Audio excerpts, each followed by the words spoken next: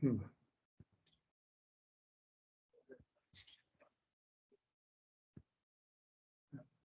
Is everything still working? Because my computer just locked up. You still got me? Okay. All right. Great, great, great. All right. Well, heck, here we are. Appreciate everyone being here. I'm sorry I missed the last meeting. I know Mauricio was way more fun than I was. I'm sure he made fun of me most of the time, which is fine. Okay, so I'm going to start because I'm not at home. I'm in Belize. I'm on the Placentia Spit. Ann and I went to the rainforest and saw a huge number of cool birds, and then we came over to the coast with some friends of ours and been snorkeling and going. This is very isolated here. It's like way out there, and we took a couple of boat rides really far out into the lagoon here, which is quite extensive, with the barrier reef being like 15 miles offshore. There's a giant lagoon, and there's all these little pocket reefs, and they're incredibly healthy. Really so nice to see giant stands of staghorn and elkhorn coral like I haven't seen since I was a kid. Really, really nice to see. So Belize is doing a wonderful job, relative terms, in Central America with its conservation efforts and the parks they have. It's really, really encouraging. It's like the Oregon of the Caribbean. They've got a really good program going on. So I've been having a wonderful time. And I'm not going to wait to start on my rum punch. I'll just do that now. Okay, so that's what I'm doing. Mark Labhart, what's going on with you? Hi there, Carl, and the rest of you. I've got a new microphone. Can you hear me okay? Yeah. Okay, Yeah.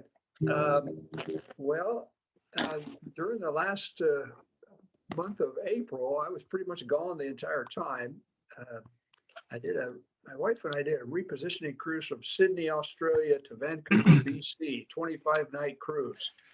And spent 5 nights in Sydney, and then New Caledonia for a couple nights, and then Fiji, American Samoa. Spent a few days in American Samoa, and it was like 85 and 85, 85% humidity and 85% temperature. So across the equator, got to see the effects of the doldrums. I've never seen the doldrums before, but for about a day, you could have water skied across the Pacific Ocean. It was absolutely flat and absolutely no wind.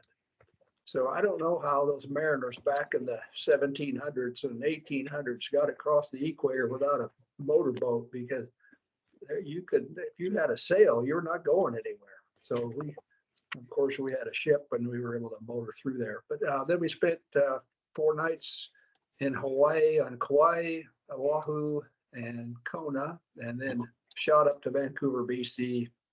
And so I made it back. I did actually got on the commission meeting. I was about 4,000 miles away from Salem, and I zoomed in on a Starlink link and was able to participate in the commission meeting. So I think I got the record for the longest distance tying into a commission meeting from the middle of the Pacific Ocean. So I did see something that bothered me quite a bit, though, Carl. I saw a ghost net, my first ghost net that I've seen. Pile up a bunch of buoys and netting, and there was at least one bird that I saw. I don't know what else was hung up underneath of that thing, but it's floating out in the ocean free. And I'm told from many others that there's a lot of ghost nets out in the Pacific. So it's kind of disheartening to see something like that. But as we got closer to Vancouver, saw lots of whales. I don't know if we saw that pod that we just recently listed, but went into the Salish Sea and saw some killer whales and humpback whales. So it's pretty good to see all of that. So, but I'm back in the saddle again now and ready for the commission meeting on Friday. So, end of report. Wow, man, what an incredible experience that must have been. That you saw all kinds of stuff. And Halfway around the world and back. yeah, it's definitely worth it. If anybody's ever interested in going on a repositioning cruise, they're really cheap because they're trying to fill the ship when they're moving it from one part of the world to the other. From South America's going into fall, and of course Alaska's going into their summer, so they're moving all their cruise ships up there. So it's a feel free to reach out to me and I can give you some connections. But Wow, there that's wasn't any children on it, I can guarantee you. I mean, you got 25 nights with, it's pretty much all adults. So Kelly, I don't know if you can bring your children or not. wow, man. That sounds great. Well, thanks for sharing that, Mark. So Kelly, how are you and your kids doing? We are just a happy little brood over here. We're enjoying some gardening again still, and lots of hiking. We've been hiking around Cape Sebastian. If anybody's ever been there, it's gorgeous. The waves are cool and everything's great. But we're building a deck right now too. So I've been ignoring my children some and digging holes off the front of the house right now. But one cool thing I've been involved with is the Forest Service and ODFW are collecting eDNA samples for Pacific lamprey. So I get to volunteer my time to go out in the creeks and get some eDNA samples, which has been really fun. And I haven't been able to do that. And I have a few other fish I'm going to look for while I'm out there. So that's been really exciting. That's great. Is that you just take a water sample and it picks up their DNA? Yeah, it's just like a filter, like a peristaltic pump, and then you do that for like 8 minutes, and kind of run 5 liters of water through a filter, and then send it off, and someone does magic with it and tells me what they got. Wow, Yeah. that's awesome. And you Yeah. pick up all different species of fish that way? You can. I was really surprised. I kind of thought it just gave you like a snapshot of everything that was there, because they're like, you can detect macroinvertebrates and birds, any kind of things that are like in around the water, but you have to test specifically for each one. So that's the caveat. It's like, if you look for Pacific lamprey, you're looking for them. If you want to look for another species, that's another $35 and pa-ching, cha-ching, cha-ching. So. Wow, well, that's great, man. Yeah. Y'all are gonna have to indulge me for a second because I got another story to tell you Let's hear that it. Kelly made me think of. I had the opportunity to drive all the way to the mouth of the Klamath from Klamath Falls, followed the river all the way there. And we got hooked up with a bunch of Yurok tribal members and it was related to a museum I'm on the board of. But we met a whole bunch of people there. And the upshot was I ended up at the very mouth of the Klamath fishing for lamprey with a hook and in the surf. It So was cool. crazy. It was the craziest thing. The lampreys come up the river trying to avoid the seals, and the seals chase them up on the beach, and they're slithering along the beach, and you run up with a reverse hook and Like hook 'em. gapping them, kind of like Yeah, like you gig a frog or something. and, Crazy. and they smoke them, and it's a delicacy for the Yuroks. So I got to experience that. It was pretty amazing. So cool. Thanks for sharing that. Man, That's so that coast down there, holy mackerel, that is so, the coast. Oh yeah, Kelly, I see why you dig it. It's like a sweet stuff, man. It is. Okay, so Murat, how are things in Central Oregon? They're good. They're cold. It's been really unseasonably cold, and we've even had snow and pretty recently, but it's supposed to be like in the high 70s next week. So we're just kind of bouncing around.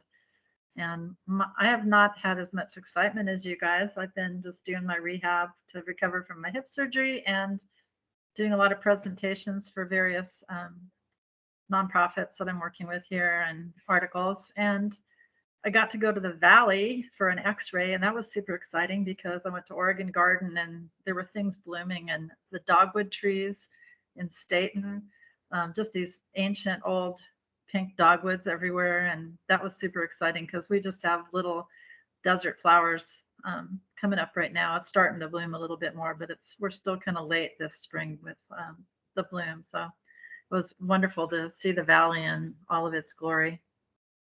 That's all. Has it's been too cold for morels in near Bend? they're happening. I heard, I've seen them, friends post them pictures on social media, so they are happening. A little bit Yeah. higher elevations still. Yeah, we haven't been unhappy that we're in Belize when we look at the weather in Klamath. It's just been Yeah. pretty bad, crazy. Mauricio, how are you doing, man? I am certainly nowhere near as good as you and Commissioner Lappard have been the last few. Very much envying this that I have the travel hunger once more. But it's been a lovely month. I got to host 3 buses full of Latino families at the Richfield National Wildlife Refuge for the celebration of Dia de los Niños, Children's Day in Latin America.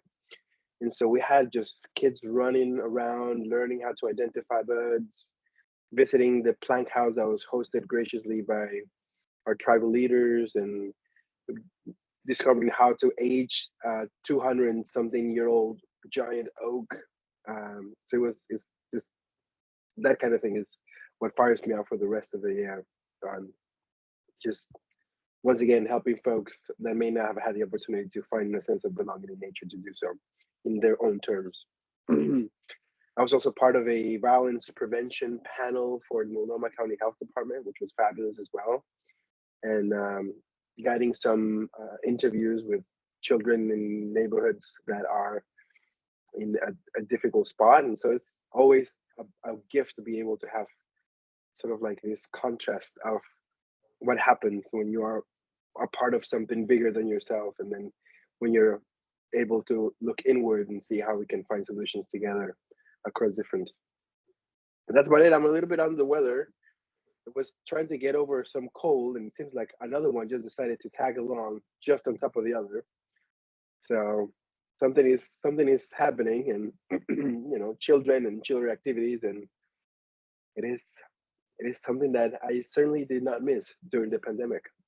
So that's that's my report. Glad to be here as always. Man, I hope you're feeling better, Mauricio. You're always involved in such wonderful projects there. We're lucky to have you, man. Thank you. Hey, Reva, what's going on? How's your new house? Hey, Carl.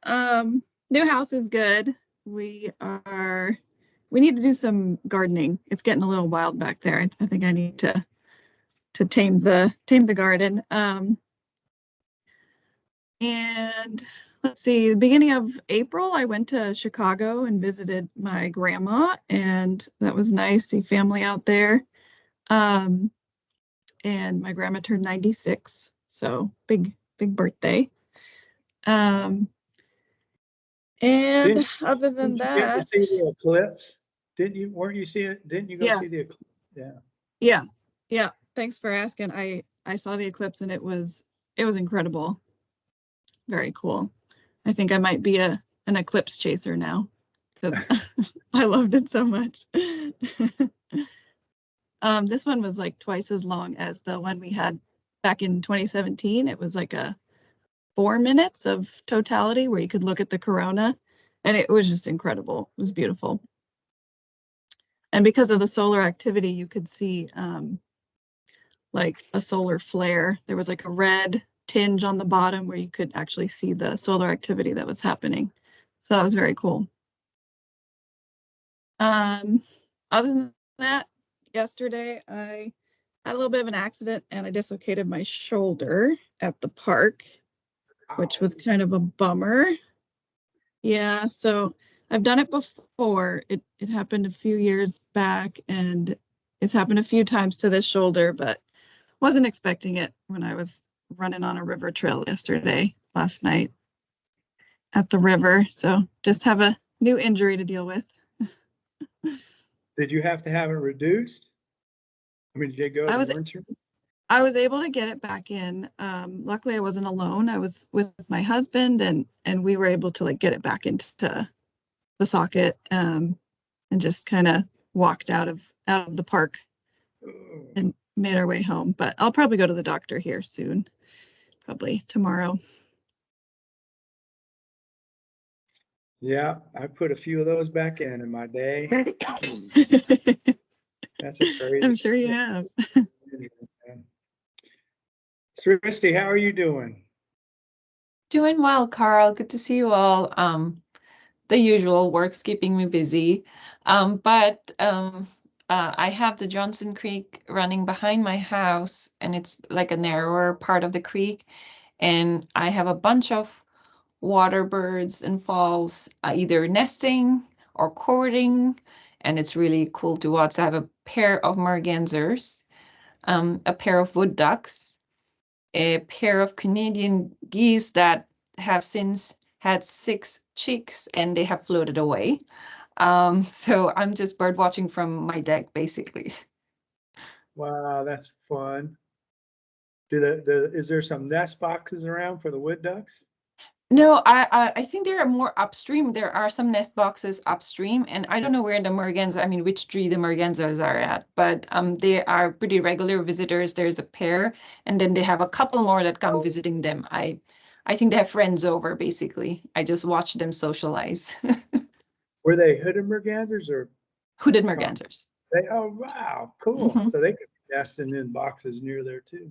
Hmm. All right, well, great. So is that everybody? Did I miss anybody? Reva that is on the committee? I don't think so. Jenna's here. I think she has her camera off, but she Jenna's looks like here. she's online. Yeah. I don't have her on my list. And Jenna? have great service. Can you hear me okay? Yeah. Excellent. Okay, Hey, sorry. everyone. Sure. All right. I am at the South Coast right now. We just finished up 2 days of Curry County State Parks Master Plan meeting.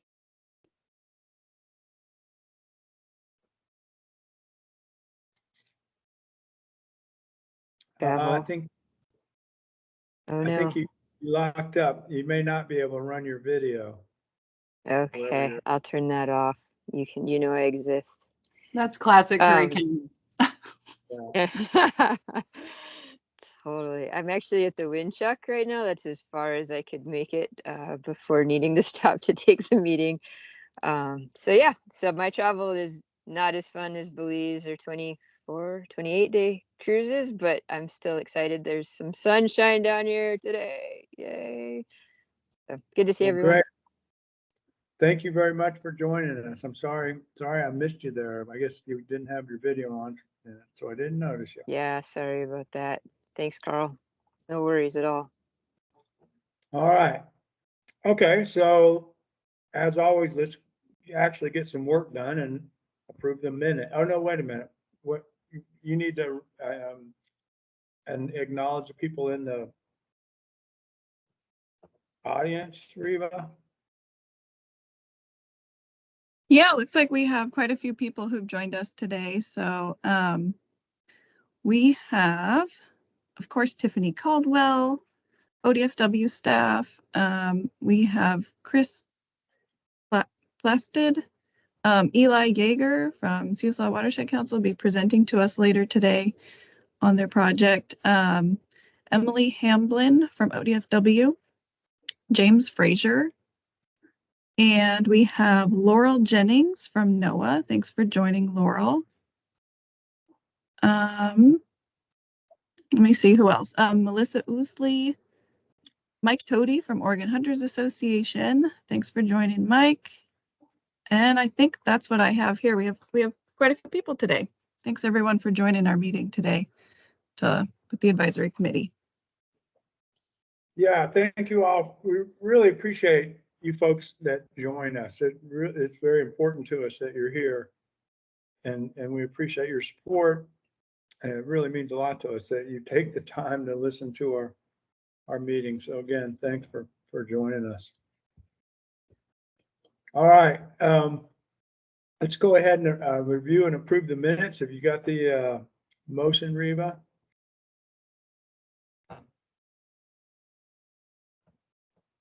I do, yeah. Let me just get to the right slide.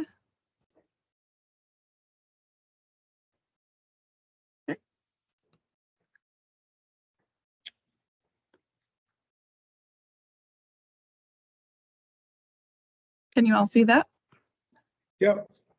Is anyone willing to, I wasn't at that meeting, so I better not vote on it. I'm Anyone happy to. willing to? I move to approve the April 2nd, 2024 meeting minutes with a continued authority to correct spelling, grammar, and punctuation. Do I have a second? I second. Thank you. All in favor? Well, I guess I'm not voting. Okay, as usual, it's always nice to get some actual work done, so thank you for that. Now, Reeve, as far as I know, our next move is the private forest accord. Is that correct? That's correct. Yeah. Great. Well, listen, I'm really excited to hear about this. You all remember how the private forest accord was set up in conjunction with the OCRF. Funding comes through us. It's been a fantastic thing for us in many ways, but one particular is the fact that it helps really bolster our administrative abilities and our infrastructure. We've got now a really efficient mechanism for running through the applications. We got more folks able to do the back office work that we all just don't really, at least myself, don't really understand how much work it is to get these projects in and out of the door. And their mission is very tightly aligned with ours. So I don't think there's any downside at all to the fact that we are associated with this private forest accord. And we have Mark Stern to thank for helping them move forward. He's our representative on the committee. I'm sorry he can't be here to tell us about it. But we have Andy here to kind of give us an overview and kind of present the program. And I believe they've had some approved projects, and maybe he can touch on that a little bit. So Andy, can you take over from there? Yeah, good afternoon, everyone. Thanks for the introduction. I'm Andy. I'm the Private Forest Accord Grant Coordinator. Yeah, I'd be happy to go over some projects that has some recent approval. I was going to share a PowerPoint as I kind of discuss it's a brief presentation and then some questions after. More than happy to stick around for that. Does that work for you guys, for Carl? Rita? Sounds great. Thank you very much. Sounds great. Perfect. All righty, give me just a minute here. Should be coming in. Are you able to see this? Yep. All right. Well, yeah, afternoon, everyone. Again, my name is Andy Spurka. I'm the Private Forest Accord Grant Coordinator here at ODF&W, and just want to thank everyone for the opportunity today to come and talk about, the brand new Private Forest Accord Grant Program, which aims to provide critical funding throughout the state to projects that provide conservation uplift to a short list of aquatic-based species in their habitat. So today I'll delve a bit into the program's history. Thanks for that brief overview though, Carl. Its core priorities, eligibility criteria, some preliminary updates from our first solicitation also. And of course, like I said, I'll stick around after the brief presentation to talk about any questions that you guys may have kind of going forward about the two grant programs. So as many of you may know, this came about from a historic agreement in 2021. A compromise between conservation and timber industry joined forces for a groundbreaking agreement called the Private Forest Accord. The goal of it was to protect aquatic resources while providing long-term stability and regulatory assurances for forestry. The accord called for increased stream protections, regulatory certainty for permitted practices covered under an incidental take permit. The Oregon Department of Forestry is pursuing that incidental take permit from the Federal Services, which also requires a habitat conservation plan. And as part of this process, the Private Forest Accord created the PFA grant program to mitigate for unavoidable impacts from the permitted practices. In 2022, the legislature codified these changes and authorized ODF&W to implement the grant program. Legislature has since dedicated funds that will support projects mitigating impacts on the Habitat Conservation Plan covered species, which we'll get to shortly. And in early 2022, following the implementation of the grant program, ODF&W established an advisory committee. We adopted administrative rules, and we launched the program in fall of last year. The grant program is stood up in strong partnerships with a dedicated advisory committee who worked hand in hand with the department since February of last year. The committee's primary roles in this program is to first and foremost advise the department and the commission on policies and fund usage. They recommend projects to the department and the commission for final approval, and they work with us to create policy, procedures, and processes for this grant program. This committee is made up of diverse perspectives that you see here. There are 12 committee members in total, 7 of which are voting. Of those 7 voting members, 3 are from the timber industry, 3 are from the conservation industry, and 1 is from this group, Oregon Conservation and Recreation Fund, and that is Mark Stern. This committee does meet monthly. It's very similar to the committee here. We encourage anyone who's interested in a grant from our grant program to attend these committee meetings, and we encourage public attendance and comment at every single meeting. You can, of course, go to pfagrants.com and you can sign up to get on our list server. I have my email at the end of this for anyone that may have offline questions. I can also sign you up. So the focus of this grant program primarily is, like I said in the beginning, is on conservation benefit. The program exists to create a positive and direct impact on specific fish and wildlife species and their habitat across Oregon. Proposals must focus on conservation uplift for at least one of the species covered by Oregon Department of Forestry's Private Forest Accord Anticipated Habitat Conservation Plan to be considered eligible for funding. So this is a short list of the covered species. The entire list can be found at pfagrants.com. It's recommended for those who may be looking to apply for this grant program that they align their proposals with limiting factors in local, state, and federal recovery plans. It will result in a much stronger proposal for consideration, of course, so it's definitely recommended you take a look at that. There'll be some questions about how it aligns. This grant program prioritizes proactive measures to protect covered species while also supporting active restorations like adding in-stream structures and expanding desirable habitats. To help achieve the vision of funding projects that restore habitats and create conservation benefits for the covered species while creating resilient landscapes, the grant program has come up with the programmatic priorities that you see on screen here. All project proposals should also align with one or more of these priorities to be considered eligible for funding. So this grant program, eligibility, it's open to all of Oregon. Any project within Oregon may be considered eligible. We're accepting proposals all across the state that think beyond limitations. So we hope for a wide range of projects to be submitted from planning to implementation, research and monitoring, and stakeholder engagement. All of the above are eligible. We recommend pairing project types to promote on-the-ground efforts. It's a pretty flexible grant program. There's no minimum or maximum funding amounts on proposals, and matching funds, although they're not required, they are encouraged. Most organizations and businesses within the state of Oregon can apply. We strongly encourage, again, collaborative projects for broader impact to raise your project's profile too. And again, we're really asking proposals to think outside the box for this program. Focusing on covered species and their habitats are of course encouraged, but projects do not have to just take place in a forested landscape. As long as the project can provide conservation uplift, meaningful conservation uplift to one or more of those covered species, it can be considered eligible for funding. So again, we're really asking for applicants to think outside the box and move the needle on your proposal, in your proposals. So like I said in the beginning, we had our first grant solicitation in fall of last year, and we had an overwhelming response from across the state. We had 74 proposals submitted, requesting over $43 million in funds throughout the entire state of Oregon, which was a true testament showing the need and potential for this kind of grant program across the state. We saw a wide range of projects from implementations to research and monitoring, stakeholder engagement, all of the above.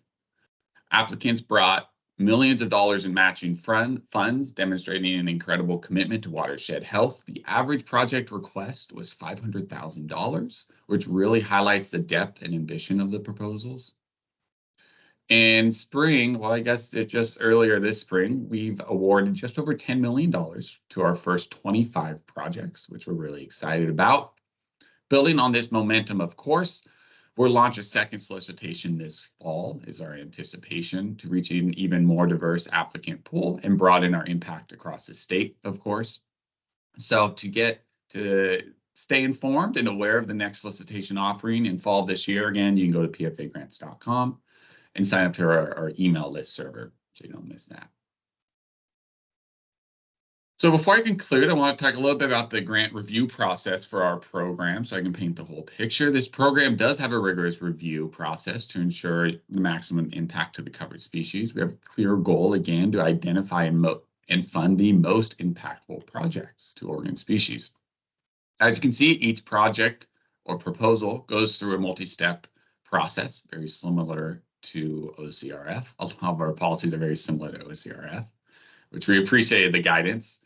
It ensures that every project aligns with our program goals, priorities, and of course, the larger PFA, Private Forest Accord effort. We have two phases, the first being the technical review phase. They're looking at feasibility, scientific merit, and program alignment, ensuring that only highest quality projects move forward. The second review phase is the advisory committee, the mitigation advisory committee. They work together to provide informed recommendations for funding to the department and commission. Again, the diverse perspectives from the technical reviews and the committee are crucial for selecting projects for this grant program. The final approval, of course, is the department presenting recommendations to the Fish and Wildlife Commission. They have a final say on all funding. Again, we are working on projects. We're hoping to do another solicitation in fall of this year. We're really trying to hit in-water work periods for funded efforts. If you do have a project idea, you'll see on the bottom it says connect with your ODF&W stream biologist. Their info can also be found at pfagrants.com.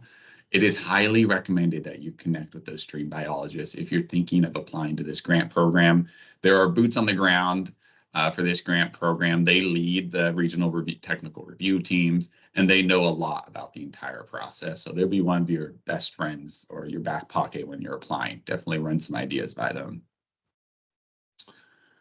So before I concluded the presentation, I wanted to showcase a few projects within our grant program, particularly within this second year, or going into our second solicitation, to give an idea of what kind of projects we're funding and expect to. So a project in Umatilla County tackles critical fish habitat restoration within a 5-mile stretch of the North Fork Walla Walla River by restoring natural features like pools, meanders, and woody debris. Project in the Upper Klamath Basin will focus on the conservation of the Klamath bull trout. This project addresses competition for resources by eradicating non-native fish species, specifically brook trout. The project will create a bull trout reintroduction plan, feasibility studies for propagation and translocation methods, and post-reintroduction effectiveness monitoring. The Colito Tide Gates project. It aims to maximize fish passage for coho salmon and other salmonoid species by facilitating access to a critically important 9,800-acre basin encompassing 490 acres of tidal wetlands and 11 miles of coho spawning streams. The project will address multiple challenges by removing channel obstructions, improving water quality, restoring a natural tidal regime, and establishing a riparian buffer along the lower Beaver Slough. The Beaver Creek Valley Restoration Design Project focuses on long-term planning for the restoration of stream and floodplain health across 37 acres within the Beaver Creek Valley by developing final stage designs that address key limiting factors. Of course, these projects represent just a snapshot of the impactful efforts supported by this grant program. And again, we really encourage impactful, meaningful projects that work to move the needle for this grant effort. With that, here's my contact information. Again, our broken record, pfagrants.com, has a bunch of really good information up there. Feel free to contact me if you have any questions. Your local PFA stream biologist is another great resource. But that's kind of my real brief presentation. I was going to hand it back to you, Carl. Wow, Andy, that was awesome. That was absolutely, I mean, really appreciate the insight into that. I have a ton of questions for you, but so I see some folks already have their hands up. Mark Labhart. Yeah, hi, Andy. Could you cover for the group the amount of applications that we received and then the grant request, the the 10 million. So they know there's a huge amount of applications and also the broad spectrum across the state where the projects were located. Could you cover that real quickly too? Thanks. Of course. Thanks, Commissioner Lockhart. So we, in our first solicitation last year, which ran from November through December, we got 74 applications submitted requesting about $43.5 million in funding across the state of Oregon from almost all parts of the state. It was a pretty diverse pool. So we had private industry apply or private company. We had nonprofits apply. We had government agencies apply. We had the feds apply, state agencies, cities, and counties apply. We had watershed councils, conservation districts, and yeah, I think anyone that could apply did apply for that first round. So it was some great success. We're really excited about it. We also had some tribal applicants also, which was really exciting. And so of all that funding, of the $43 million requested, we've funded $10,009,000. And that only comes out to 25 projects of the 74 that were submitted. The 25 projects the committee recommended to the commission, which was just approved just last month, I believe, is a pretty diverse set of projects across the state. We had a lot of projects in Western Oregon, of course, but we also had some in Eastern Oregon. So we're looking forward for this next year, trying to increase the engagement and diversity of applicants as we kind of move forward. Hopefully that kind of spoke to that. Happy to go into more detail if anyone has questions about those applicants. Thank you. So Andy, trying to do the math here really quick. So that meant your average project was about 250,000. It was actually about 550,000 was our average request. Mm-hmm. You know, I meant your awards. You awarded 25 projects, and so it was of $10 million. That's 400. Well, you know, around $400,000 each project. Well, Yep, it's a lot of money. About 400,000. You're right there. Yeah. And so what was the range? What was like this? Do you recall just off the top of your head, sort of like the smallest?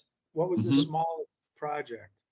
Yeah, so we encourage projects, although we had no maximums. We said we encouraged at least 50,000. I believe our smallest projects, $97,000, and our largest project funded was $1.7 million. Okay.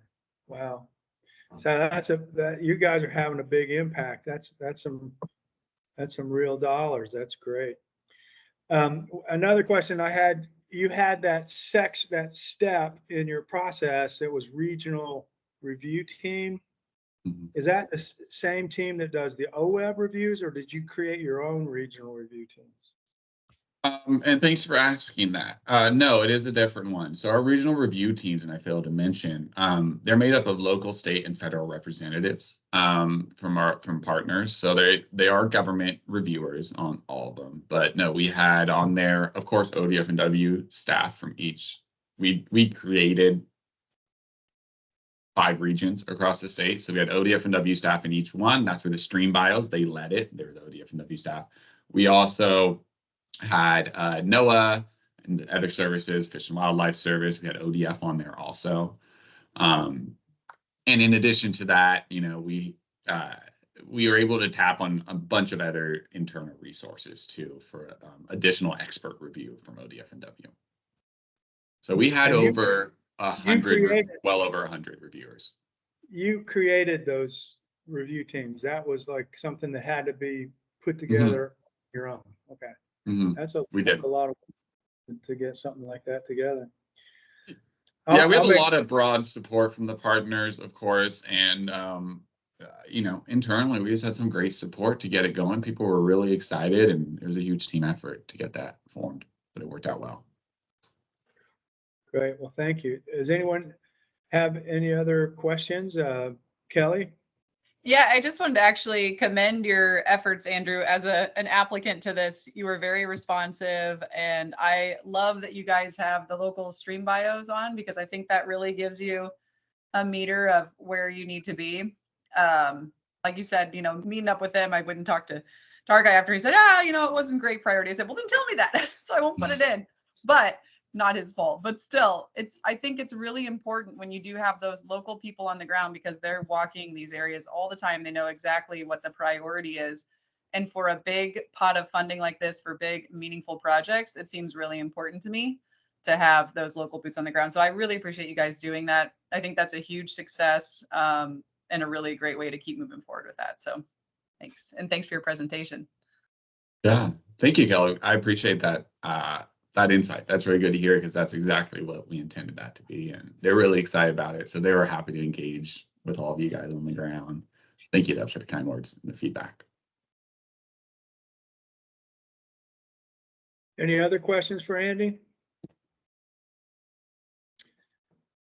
Well, Andy, I think there's a lot of synergies, of course, that we've already realized between the OCRF and the Private Forest Accord. We need to keep communicating about that in ways that we can optimize how we function. And in particular, thinking there's going to be applicants that would, to us, that would be more appropriate going to you and vice versa, so that we can kind of keep almost a triage going on and get the programs or the projects to the right funding sources. And so I think we have a great opportunity to build on what you've already done. I mean, it's really impressive. Oh, I do have one. So how many rounds is it? One round a year, or how many rounds a year? Yeah, so as of right now, we're just doing one round a year until we have a lot of program development left to do. Even though we got off the ground last year, there's we still have a lot of steps ahead of us. So we are doing one a year right now for the time being. Great. Well, thank you for taking the time to come. I think it's really, really important that we know what you're doing and vice versa. And we need to keep those communications going really well so that we can optimize both of our programs. And I know Riva is working closely with you and your staff, and we appreciate all that you've brought to us. We've moved forward quite a bit because of the power of the Private Forest Accord. So thanks, and thank you very much. Thank you for the time and opportunity. Appreciate it. Looking forward to future discussions. Have a great day. All right. Thank you, Andy. Great. Thanks so much. All right. Well, that was great. Yeah, I think that's just an awesome program. I'm sorry, Mark. We're going to have to ask Mark to give us some inside baseball on the whole thing when he comes at the next meeting, because that's really important stuff that's going on. And Mark is one of the 7 voting members. So this committee has significant influence on the committee. And I'll give one quick shout out. Having been involved in this whole process when they were forming it, Trout Unlimited really was I don't, James Fraser is still logged on, but he was. Trout Unlimited really had a lot to do with the formulation of this and with the concept of the funding coming through Oregon Conservation Recreation Fund. So I just wanted to give Trout Unlimited a shout out, and they're still on the committee and serving in that role. So they really went above and beyond in what they were able to achieve. Okay, so we're moving right along. Riva, have you added up, or have we got a consensus here? I mean, yes, we have, I think we have exactly 5 members. So we have quorum, just barely made quorum today. Okay, so because that brings us to the review and adoption of the strategic plan. Riva, did you have a presentation on that? I just have a few slides, Carl, for the OCRF strategic plan adoption here.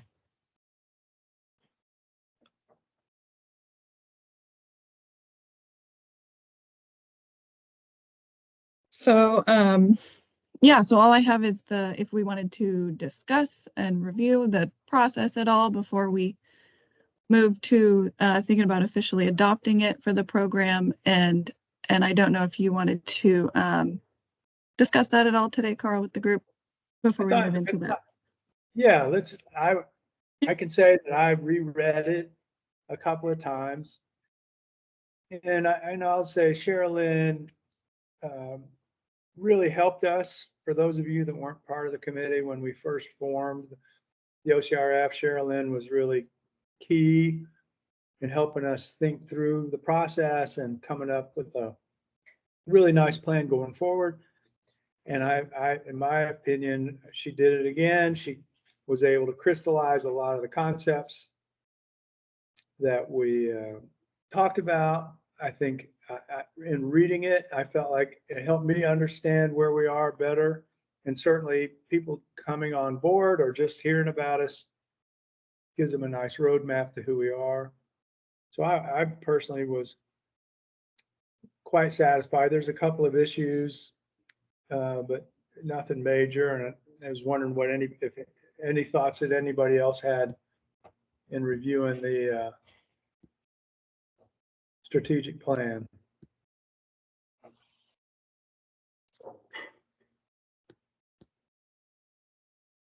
Anybody got anything? I can't see any hands if I'm missing something here. Looks like Maureen has her Maureen. hand up. And Sarah. I took a quick look at it and I really liked it. I thought it was visually easy to access. It called out a lot of important facts, and I thought for just distilling an incredible amount of information, she did a wonderful job. So I thought it was good. Right. Sarah? Yeah, thanks, Carl, and hello to everyone. I'm Sarah Reif, Habitat Division Administrator, and I just wanted to thank everyone for the thoughtful participation in the development of this plan. And it's a really helpful North Star for Riva and I as we continue to manage this program. One of the things that I think, I think it lays out some very ambitious but also realistic goals for us for the next few years. And one of the elements that I'm particularly excited about is the emphasis that we chose collectively to put on the importance of storytelling for OCRF, and the importance of communication. And as we sort of acknowledge the need to ensure, the long-term sustainability of this grant program, that storytelling is just going to be so important. And I like that as the ink hasn't even quite dried on this strategic plan, we are already taking action on that goal of storytelling by partnering with the Oregon Wildlife Foundation to use some of the donation funds that have come into the grant to the OCRF to work with someone to help us with that storytelling. So I just feel like we moved from planning to action before the ink was even dry, which feels very OCRF, to not rest on our laurels and to be excited about the next step in the future. So just really appreciate the discussions that went on during the development of this plan. And I think it's something that Riva and I are both very committed to making sure doesn't just sit on the shelf. Thank you, Sarah. Thank you for the insight and your views on all this, and your support throughout has been really appreciated and very important to getting us where we are today. So thank you. Does anyone have any other comments for Sarah or about the program itself? Mark Stern isn't here, and he and I did share, I'll just throw out there, we're not going to change it, but some concerns. There's nothing really in there about funding, for the OCRF, and that's kind of not supposedly our ability to lobby and all that kind of stuff is limited, and I think maybe that's why that ended up not being in there. But that's sort of an existential thing for the committee, is being sure that we have funding. And there's the very last bullet point does say something about making sure there's some funding, but there's no specifics. But by telling our story, as Sarah pointed out, that is one of the ways we will assure that we have funding going forward, because without that funding, that we're not going to be able, we won't have any more stories to tell. So that's a key piece in all this.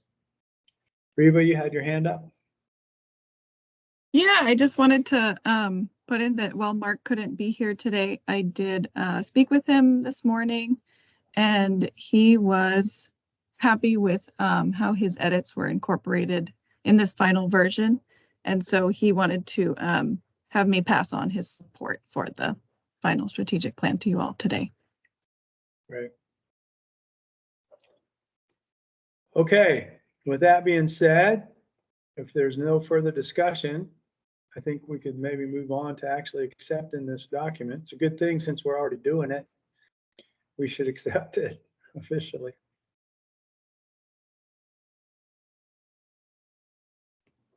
I would hereby move to approve and adopt the OCRF 2024 through 2027 strategic plan. Thank you, Kelly. Is there a second? Second. Thank you, Mauricio. All in favor? Looks like we are good. Nice, nicely done. That was that whole interlude is worth some reflection. Wait a minute, Mark Labhart has something to say. Yeah, I'm just going to do a little reflection too. Thank you all for your support and the unanimous vote for the strategic plan. As as Sarah said, this is not a document that's going to sit on the shelf. It's going to be a guiding document for us in the future and for future members of the OCRF. So thank you for your commitment to it and your work that went into it. I appreciate it very much. Thank you, Mark. We had a hiatus because of some uncertainties with the legislature. We weren't going to have a funding session. We could have really languished. I mean, it already feels like it's been too long since we actually kicked some money out the door.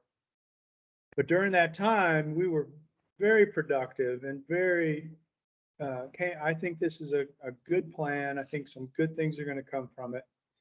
And I really appreciate people's willingness to wade through all the wordsmithing and the process, and also to Oregon Wildlife Foundation for being there. I don't think Tim is here, but without them being able to quickly move and get folks lined out, hiring the firm that worked with us, we wouldn't have gotten it done. So again, it was a very good use of our time. But I'm also very glad that it's time to move on to actually get some funding out the door. So the timing is just right. Thanks for all of your all's work on this. I think it's going to be a very good project when it's all done. Okay, so we've officially accepted that. We are on schedule to have a break. I believe we're quite a bit early. So why don't we take, it's 2:54 my time, but I guess it's 1:54 your time. Is that right? Yeah. So why don't we reconvene at 2:10 your time? And then we will hear a presentation from Elijah and go over a few more issues. Does that sound good? So 2:10, everyone good with that? Gives us 15 minutes. Okay, then we'll see you shortly.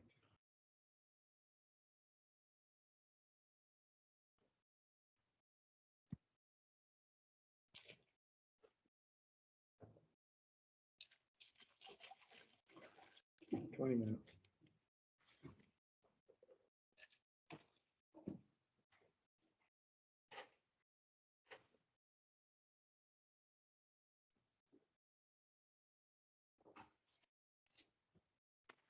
Modern times, man, modern times. Having a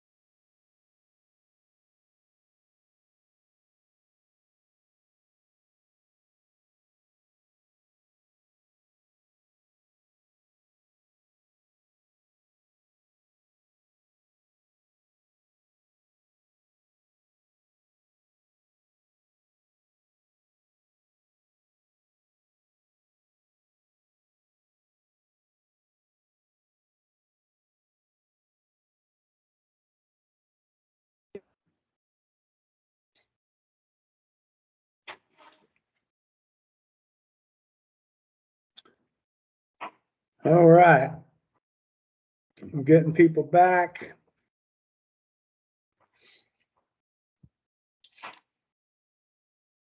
Reba, nice job on the agenda. We're pretty much nailing it.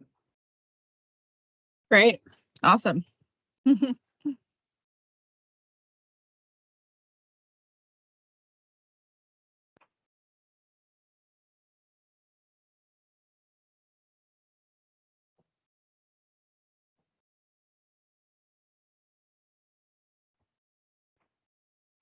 All right.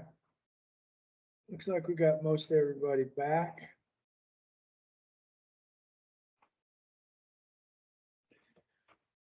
Great. So we have two, I think it's really important that we kind of keep track of what we've done, what we funded, how those projects came out. And so we've been inviting folks to come present to us.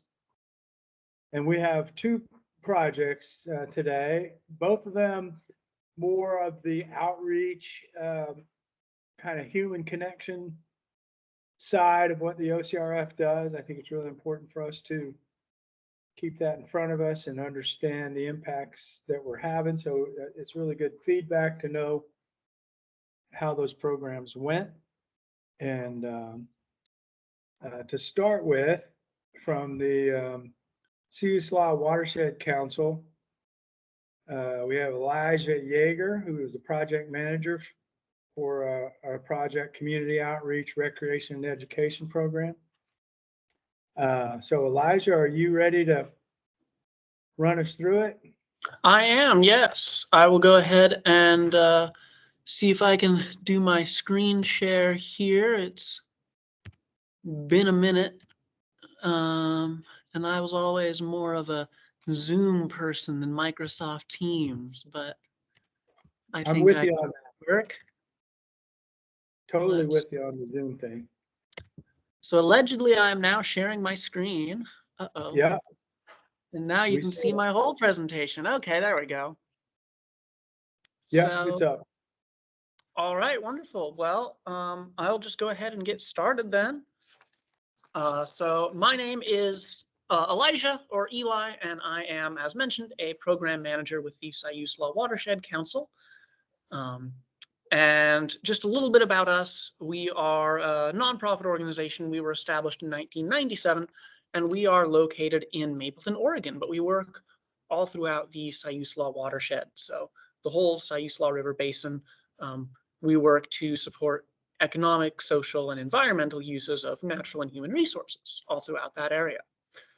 Now, if it does look like I'm referencing notes throughout this presentation, that's because I am. The National Association for Interpretation would probably have my head if they knew, but I trust you all not to tell them. Unfortunately, I was unexpectedly out of the office and had a little less time to prepare than I would have liked, but nonetheless, that just means it's more fresh and authentic, right? So you get the real unadulterated presentation here.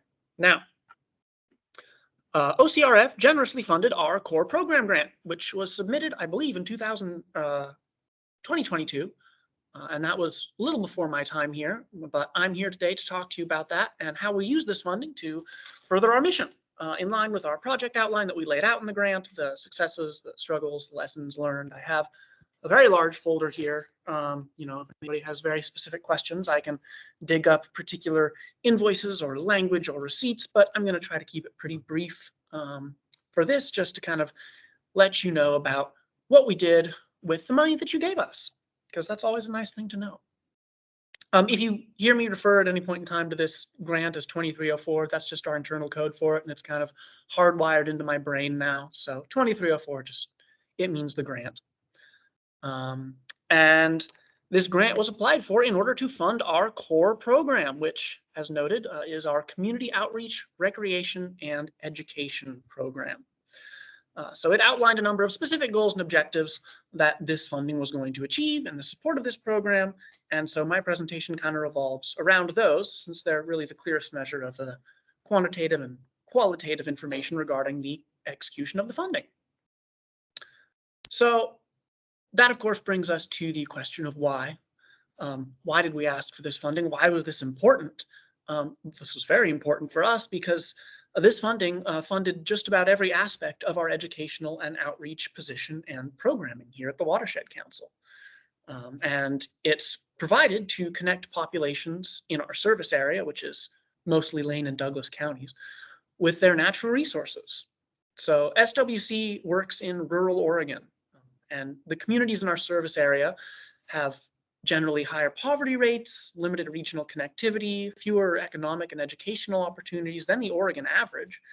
And so providing this education and engagement is really a critical factor in things like economic mobility, and grant funding allows us to provide a lot of opportunities that would otherwise be unavailable to many people in the area, particularly students. And we'll see that later in some of the programming that we provide.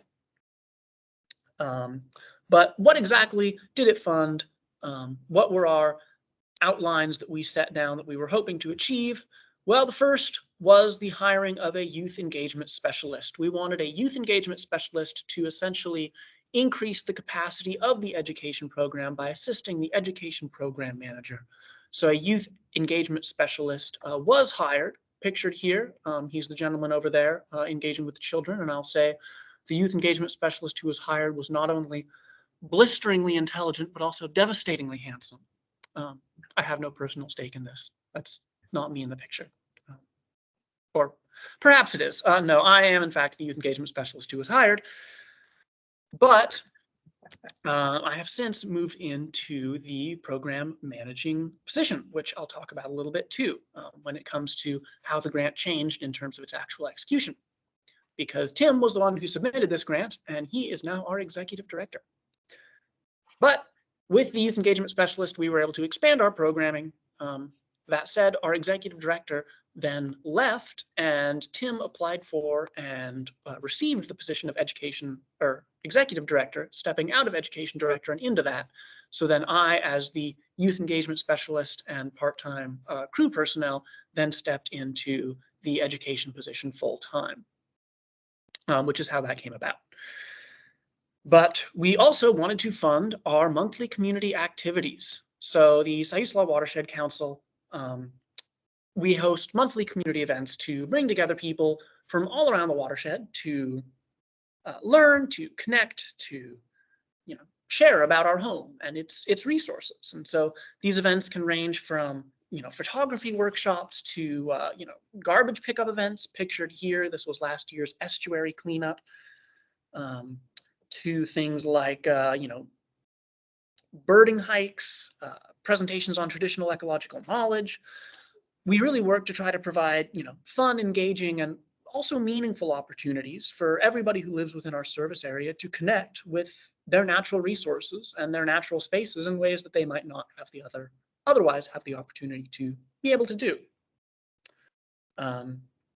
We also wanted to cover our field trips. So Siuslaw Watershed Council, kind of a lot of the bread and butter of what the education program manager does relates to field trips. We average a few a month, sometimes more, depending upon the season, of course. It is a very seasonal enterprise, but we partner with local schools to connect their children with professionals, with locations, with all sorts of experiences that they can kind of take their learning outside into the natural world and experience all the natural resources around them. So we connect them with organizations like the Salmon and Trout Enhancement Program to go see steelhead spawning. We connect them with Honeyman State Park so they can go and learn about dunes and dune formation. We go to the Oregon Dunes National Recreation Area to remove Scotch broom and learn about stewardship. The list really goes on and on. So it's connecting these students of all age ranges who locally live in the area to kind of instill that sense of knowledge and wonder, and also of pride and stewardship in their natural resources. Also, another big one, which we're gearing up for now, is our Watershed Camp and Wilderness Weekend program. And I'll talk perhaps a little longer about this one, just because this here is such a big event. We've been holding this program for over a decade, and it's a week-long summer learning program, and it's for students all throughout our service area. We get homeschool students, we get students from Mapleton and Florence School District, We get students from Shoreline Christian School, really anywhere and everywhere within our service area. The students come to this camp, and again, week-long program that hopes to impart ongoing educational opportunities at low to no costs to these communities that are, again, historically impacted by poverty and have restricted access to extracurricular opportunities. So Watershed Camp is a really big one. And in 2023, with the help of the OCRF funding, we were able to add a week-long backpacking trip or a wilderness weekend program to supplement the already existing Watershed Camp. So that's to provide an opportunity for high schoolers. We found that our Watershed Camp programming, while it's very engaging for grades 4 to 8 or so, the older kids could get a little bored sometimes in previous years and get up to mischief. So we decided to do an entirely separate program for them with the funding provided here allowed us to acquire the the equipment and the necessary staff time to have this week-long or weekend-long camping trip for the older kids, which has been a huge success and is coming back again this year. I have a few more pictures of our Watershed Camp just because it's a really neat program, and it's fills up very quickly. It's very popular. So it fills up within just 2 days of opening. It's usually 50 students from 4th grade to 8th grade for the Watershed Camp, and then the Wilderness Weekend is 12 to 15 high schoolers. And it should also be noted that, in talking about, access and connectivity, the Watershed Camp itself costs about $350 per child who attends, and the Wilderness Weekend costs about $600. But thanks to grant funding and also our partnerships with the Siuslaw School District, costs for participants has historically been kept to just $75. And actually, the last 3 years running, it's been completely free program that's been provided. So I think that's a really cool opportunity to give a lot of individuals kind of that summer camp experience that otherwise they might not be able to engage in, get them that ongoing extracurricular learning, and especially tie it into, the wonderful natural resources that we have in this area. So another picture there. And then, lastly, this also helped with the kind of the last main component of our core program is the recreation side of it. We do have a gear rental program, and I use the term rental loosely. This is also all free. You just have to come, sign a waiver form and deliver it in the same condition you borrowed it in. But our gear rental program has 8 single-seater kayaks, 3 stand-up paddle boards, 2 3-seater canoes, 2 accessible 2-person kayaks, and 11 bicycles. Also has all of the necessary paddles, personal flotation devices, bilge pumps, throw ropes, helmets, and also transportation options, including tie downs and bicycle racks for a variety of vehicles.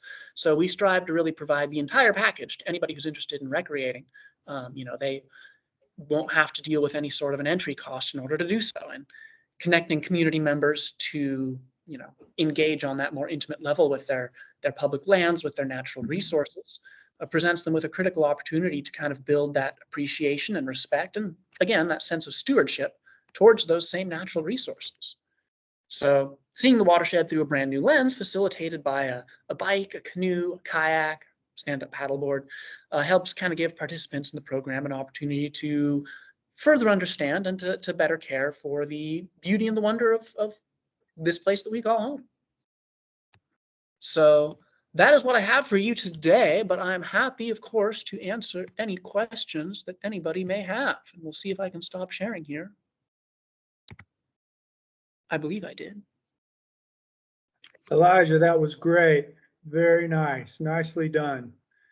For my part, we have, you articulated a big part of our mission, and you articulated it very nicely, the idea of stewardship and introducing younger people. I mean, you nailed it. So I really appreciate you putting that together for us, and it's very gratifying for me to see that the funding went for the very purpose that we intended.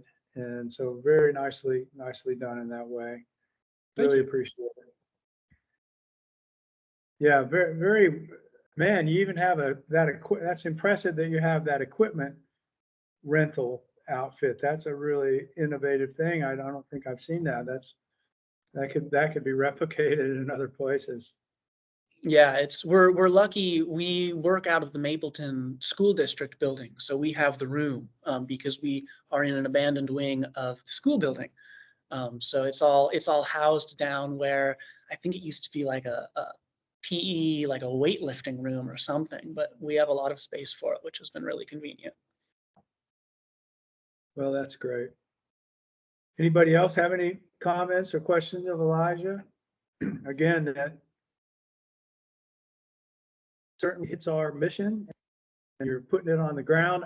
One of the other takeaways that I had from it is it's great that clearly the funding we provided you helped in your own resources and your capacity by being able to hire you, who now moved on to a more responsible position, and we'll take credit for that. So Yeah, I appreciate it personally. well, that's kind of what it's all about. It means that the money that, you know, we're entrusted with some funds from various sources, but particularly the state. And if we're putting that on the ground, doing the things we need to do, then we're doing a good job. So that's really nice to hear that. And again, thank you for a nicely put together presentation. I think I saw a question in chat. Somebody was asking how the gear was funded. That was from another grant. We've had that gear. How's the equipment funded? We've had that for a while. I'd have to go through and see exactly who funded the purchase of that equipment, but it was another grant that was funded to, and I don't believe it was acquired all at once. I think we've collected the various bikes and equipment over the years. Well, that connection with the school certainly helps too. So that's pretty sweet. All right. Well, great. Thank you so much, Elijah. I appreciate it, and look forward to seeing some applications from you in the future. Yeah. Thank you so much for having me. You're welcome. Thank you, Eli. Thanks for coming. Yeah, that was nice. That was great to see. So similarly, our next presentation, we have Michaela Simmer. Are you out there, Michaela? I am. Great. Just going to turn on all my functions. Yeah, Michaela is from the World Salmon Council, and we funded the Salmon Watch Youth Program expansion in DEI. So again, hitting important aspects of our mission, and look forward to hearing your presentation, Michaela. Great. I'll go ahead and share and get started. Just bear with me for one moment.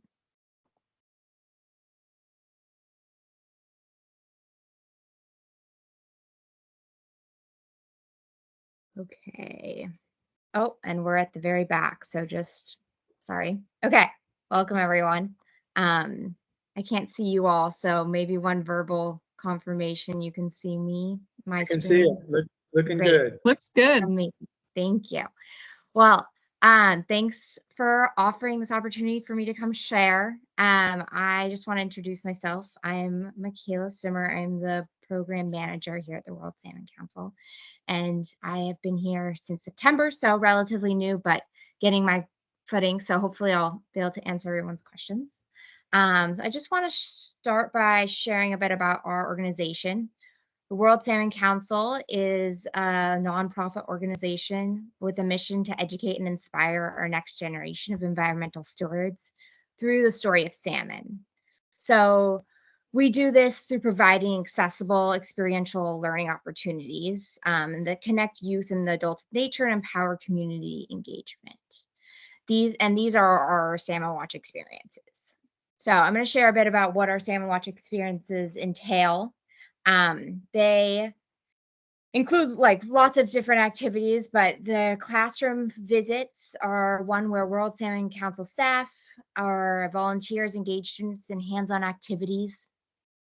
We often like to do games or practice doing water quality testing or some of the skills that they would then do in the field if it's before a field trip. Something that's engaging and not just students being lectured at. We also do outreach events. These outreach events include myself or volunteers or other staff tabling at public events. We engage youth and adults in the topics of conservation, salmon biology, watershed health, and more recently invasive species. So the image on the right is me at one of our recent outreach events with some of our new invasive species curriculum. We also have a virtual curriculum that is professionally developed, and this includes learning videos, interactive virtual content, and lesson plans for teachers to use. The content of this curriculum includes the riparian area, ecology, water quality, macroinvertebrates, salmon biology, and invasive species. And this is what you'll see we cover throughout all of our programming. One of the main parts of our programming is the Salmon Watch field trip experience, and I'll go into more detail about that. But every class that does a Salmon Watch field trip also does a service learning project, and these projects are intended to be hands-on and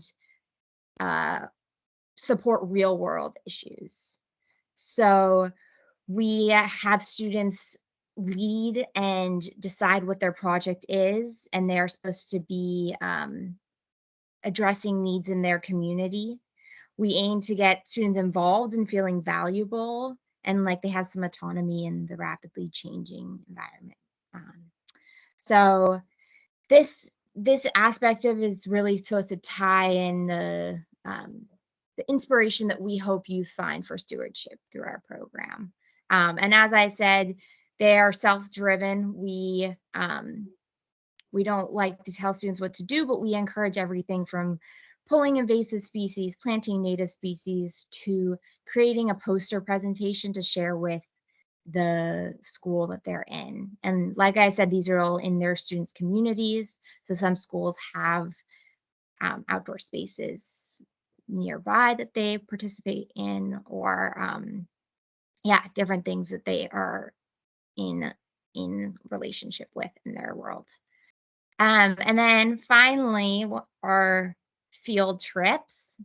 Salmon Watch field trips are very exciting. They are annually held in the fall, primarily in the fall when we can go see salmon spawning. And so the Salmon Watch trips they have 4 stations, they cover 5 topics, and those are included here. So the salmon biology station is largely situated around watching the salmon spawn. And so this is really special and allows for the curriculum to be designed around what the students are seeing. And so we encourage our volunteers and we train them to discuss everything from the life cycle, anatomy, spawning behaviors, and conservation topics, as well as invasive species that are impeding the salmon or harming them. But again, this station is always really exciting because students are seeing the salmon, and also have some volunteers bring in salmon carcasses, or we can provide them so they can be a dissection. Our next station is the macroinvertebrate station. This station is inspired to be hands-on. Students are learning the procedure of sampling aquatic insects while in a safe and aware situation. So they're learning how to see where salmon redds are, and then learning how to use D-nets and take a sample. They then learn how to identify and count the species they find to determine the stream health, and then how if this is good salmon habitat. Similarly, the water quality station is meant to encourage students to be scientists. Our program is, I'll talk about this more, but it's targeted towards students who might not historically see themselves in STEM fields and science fields. So we're encouraging that through we teach procedure on how to take temperature, pH, and dissolved oxygen, and then read those results to determine the health of the stream. Our riparian zone station covers a large topic of the connectedness between humans and salmon and the watershed. We utilize the space we're in to have conversations of how the riparian zone supports salmon habitat, how humans interact with that habitat. And we've also included invasive species curriculum to talk about how human movement of invasive species can affect the salmon habitat. So those are our 4 stations, and the invasive species is being worked in as it's a new aspect of it. But we're working with the advisory board right now from Forest Service, BLM, U.S. Fish and Wildlife to create a curriculum that is inclusive of the issues of invasive species in the area and ones that are threatening the area. So some of these are zebra mussels and quagga mussels, and then terrestrial things like Himalayan blackberry, holly, English ivy, and such. So our organization is targeted we want to serve a diverse student population, and we focus on serving students who have historically been underrepresented in outdoor and STEM fields, like I said. So to do this, we use an equity lens to review teacher applications and accept teachers for our Salmon Watch field trips. Our equity lens uses available data from the Oregon Department of Education. We annually serve at least 50% students of color and 50% students on free and reduced lunch.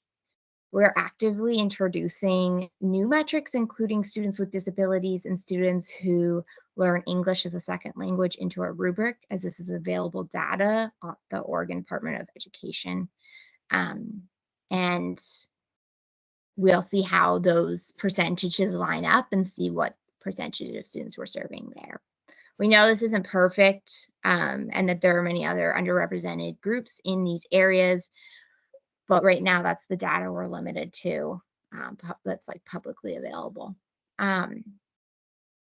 Yeah, and we annually serve around 100 or 1,500 students with our field trips and outreach experiences. It looks like around 40 to 50 outreach or Salmon Watch experiences this upcoming season. And it was closer to 30 last season, which I think is when you last funded us. And then additionally, last year we had 1,500 individuals view our virtual curriculum, and that was created during the pandemic, and that was way higher during that time. Now we're back to in-person curriculum, so we don't have quite as high of a viewing. And then we have a dedicated team of volunteers that support our organization as well as student educators. So we have 50 volunteers who provide over 400 volunteer hours. They're the ones who lead our stations. They also support events and the program in general. So here's a little picture from our last volunteer and teacher and board and staff appreciation party. These were the people that wanted to be photographed. And then we have a student educator position, which are offered to culturally relevant high school mentors from the community we serve. So we prioritize partnerships with organizations working with BIPOC youth. And by working with culturally relevant student educators to learn about salmon and their ecosystem, the students who participate in Salmon Watch are encouraged to pursue careers because they're seeing themselves in these positions. And then they're also seeing themselves being a part of a stewardship view and lens. And so these student educators come in, they don't need to know anything. We give them all the training, but they add a very valuable resource to our community as they're becoming experts in what we teach and then being able to teach it further on. So I want to just talk about briefly the work that's been done towards the grant already, this upcoming year's programming. So we'll be able to host 25 field trips this fall, and the the breakdown of our experiences we'll do more later on. We have full application. We actually have way more than 25. That was last week when I wrote this, but I think we're closer to 30. So we'll actually have to probably have a wait list, which is just due to the capacity that we can hold. We're also engaging with more student educators. So that's the program I just talked about. We reached out to 4 new organizations in the area, and we're hoping to encourage more students to join that program. We've also done some curriculum development. First of all, field trip stations have been expanded to include the invasive species curriculum I was talking about. We're also considering the curriculum for the most up-to-date scientific information, and we're going to work on adding and improving our Indigenous history and culture in our curriculum, and we've made a contact with the curriculum specialist who will be reviewing this. And then we're working to enhance the volunteer and student educator program. So the focus of this right now is improved training that is supportive of both the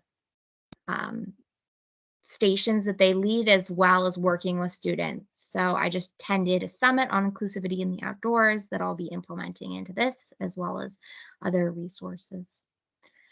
So we appreciate your support for this program. These are some thank yous. The students always really love our program and appreciate what they are doing out there.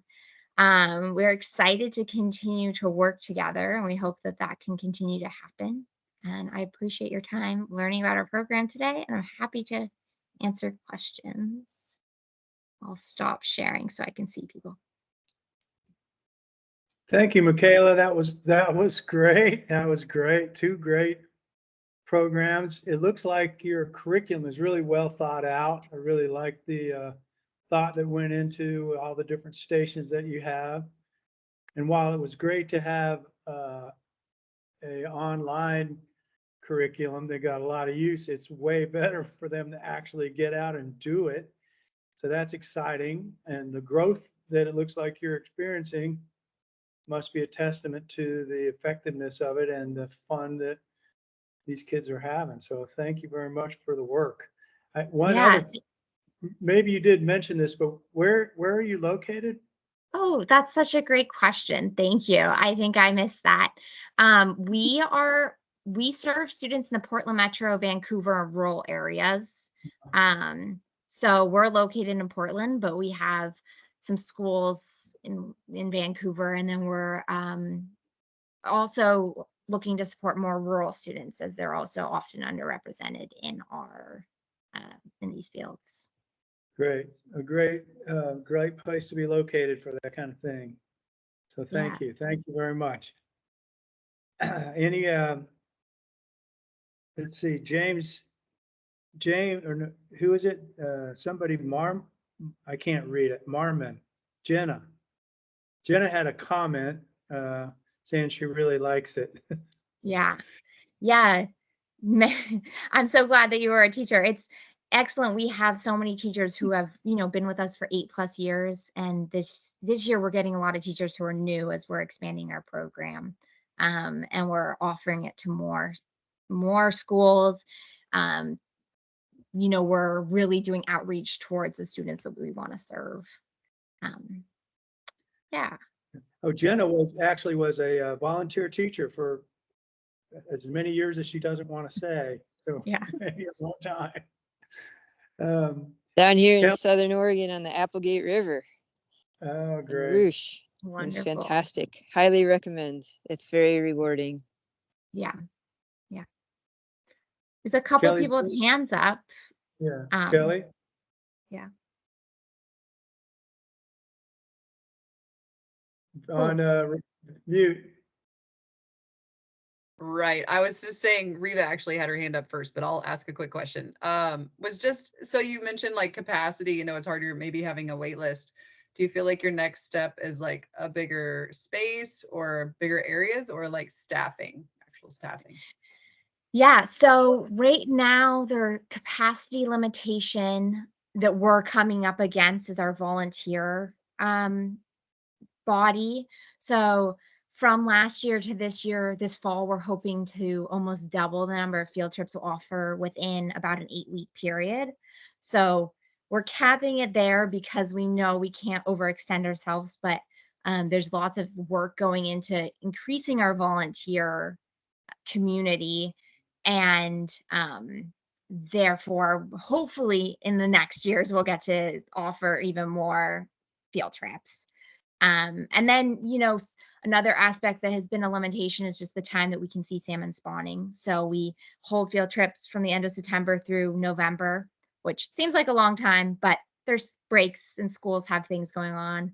So I'm also working on spring field trips, which spring salmon runs have not been reliable to see up here, but we're working on a new model where they're based in restoration activities. So there's meaning for the what the students are learning in their environmental education portion. Yeah, so those are a couple limiting factors. Yeah. Riva? Yeah, thanks so much, Michaela. I just wanted to say I was a Salmon Watch kid back in the day. Yes. And I still vividly remember like the water quality lab. I really remember that even though it was years ago. So yeah, it just has a huge impact, this Salmon Watch field trips, because I remember it so well so many years later. And I think it's definitely inspiring and had an impact on my life, and so many other kids, I'm sure, as they go through these programs. So thanks for all you do. Yeah, thank you. And one thing I want to add is that's amazing. And thank you for sharing that. I think this often is something we hear, and I think one reason might be is we are able to offer our field trips at no cost. So a lot of students, especially in the Portland area, in these schools that are under-resourced, don't have a lot of field trip opportunities. And because we both offer the field trips for free and offer bus reimbursement and substitute reimbursement, we are able to provide them to schools and teachers that might not otherwise get to do field trips. And so that is where the funding and support comes in from from you all, from our funders. And it really makes a difference. It's how we're able to do that. So thank you. Michaela, that was great. Riva, thanks for sharing that. Maybe that's why you're with us today, Riva. All the way back to Salmon Watch. Oh, that's great. Michaela, thank you so much for putting that together. Very, very nice to hear that, and best of luck to your expansion and moving forward. The volunteers, it's got to be a great experience for them. I mean, you're impacting the volunteers as we heard from Jenna. So it's a good deal all the way around. So thank you very much. Yeah, thank you all. I hope you have a great day. I'll head out now. Okay. Bye. Thank you, Michaela. Thank you. Okay, great. Well, that brings us to public comment. Has anybody communicated with you, Riva, that they had anything to say? No, nothing yet. But if there are any members of the public that would like to comment on today's agenda items or anything, now would be the time. Please feel free to state your name and organization if you'd like to share with us today.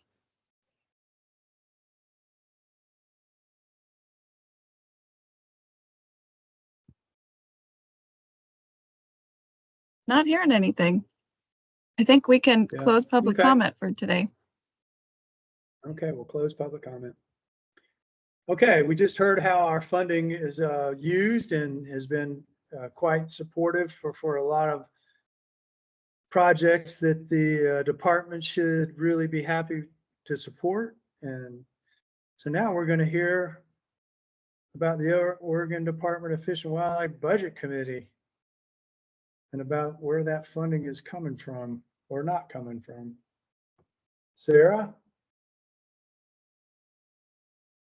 Yeah, Reva, did you have any lead into that, or you want me just to jump right in? Yeah, I can provide a little intro. Can you all see the slides? Should be able to see. Okay, so yeah, so we were just going to provide a quick, brief intro and let folks know about the ODFW budget meeting on May 16th. That's going to be a public engagement meeting. And then I'm going to put in the chat the link for where you can submit your comments. And at the May 16th meeting, they're going to be discussing any of those comments that are submitted. And then after May 16th, any comments received after that date will be included in the public comment exhibit for the ODFW budget at the June commission meeting. So, and then here's a little bit more information on that, but let me put that link in the chat for anyone. And I think I may have got it in there for you, Reba. oh, great. Thanks, Sarah. Yeah, I provided a link to the overall page about our budget development process, and there's a public engagement questionnaire link in there that folks can access. Great. And I'll hand it off to you to add anything else about the ODFW budget meeting that you'd like to add. Thanks. So for those that track our budget development process or have tracked it in years past, this year's looked a little bit different than the way in which the agency budget planning has gone in the past. At the direction of the governor's office, we have been, we submitted our draft budget requests. So anything that we were requesting above kind of the current service level to the governor's office for review. And then following that, they provided us with some instruction on how to proceed with engaging with the public and how to proceed with evaluating our budget. Normally, we have an external budget advisory committee, a series of meetings that would have already been occurring, and folks would have seen our policy option packages, or what we consider to be our additional budget requests by now. So it is a little bit later than usual, but we have on the link that I provided to you, we do have our draft policy option package list. So those are all of the budget requests that we have been intending to bring forward that we see as important needs. One of the things that we're really doing, or that we're really focusing on this year or this biennium, is resiliency. Both in terms of, resiliency to climate change, resilient plant and animal communities, as well as resilient human communities. So we also focused on, how do we ensure that we've got a resilient agency? And so when you take a look at the proposed policy option packages in the link that I sent you, you will see that we framed up what we saw as our budget needs in the context of species resiliency, increase in complexity, agency resiliency, and then just some technical adjustments. And we do have a funding request for the OCRF on the list of policy option packages. And it would be a request for $1 million in general fund. And we requested that be made a permanent appropriation. Since that time, we've received further instruction from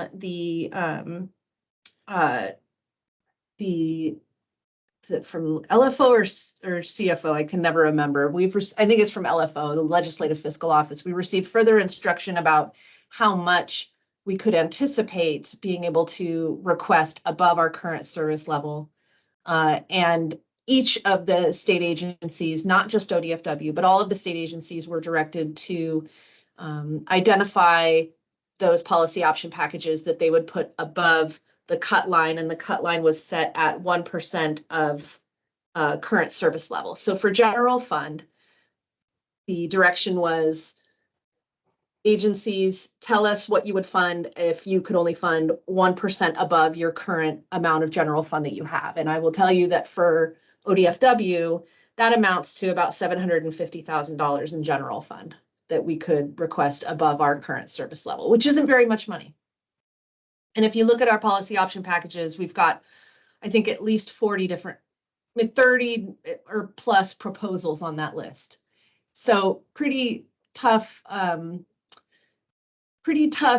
work to try and figure out, of all of these proposals that we have, what would we put above that cut line when we can only request about $750,000 of new general fund. And you'll see on this list, there are things like, Klamath reintroduction monitoring. So with the removal of the dams in the Klamath Basin, you'll see the private forest accord, you'll see chronic wasting disease, you'll see wind energy siting, and a whole hatchery infrastructure, salmon and steelhead research. I mean, there's a lot of need. And so it is not likely that the OCRF policy option package will be the thing that goes above that funding line for the agency requested budget. That isn't the end of the road, though. There will be opportunity for stakeholders who feel strongly about something that they see on this list to provide that input at the May 16th public meeting. There will be an opportunity for stakeholders to provide input at the June 14th commission meeting. And then there will be future opportunities either with the governor's office or through the legislative process when it kicks off in January of next year, or January, February of next year, to provide that further input for maybe a legislative strategy to fund some of these things that are on this list. And so my point is that stakeholder input is extremely important. The agency requested budget isn't the end of the road. We're in a little bit more of a cost constrained environment with general fund than we've seen in the past few biennia, at least. And it's not to say that the OCRF isn't a priority. It's just to say we're just in this more cost constrained situation, and would encourage those who, listening in and stakeholders who want to provide input to the agency, to the commission, and from there on to pay attention to when those opportunities are going to occur. And this first one will be May 16th for the public meeting that ODFW is hosting. So we just wanted to share a little bit of kind of what's been going on with this budget planning season and try and answer any questions that you might have.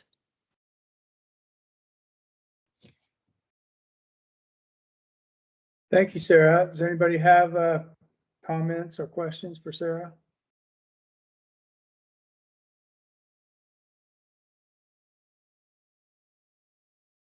One of the things you mentioned, Sarah, was actually news to me, was that in this POP was the request for that to become permanently part of the budget. Is that correct?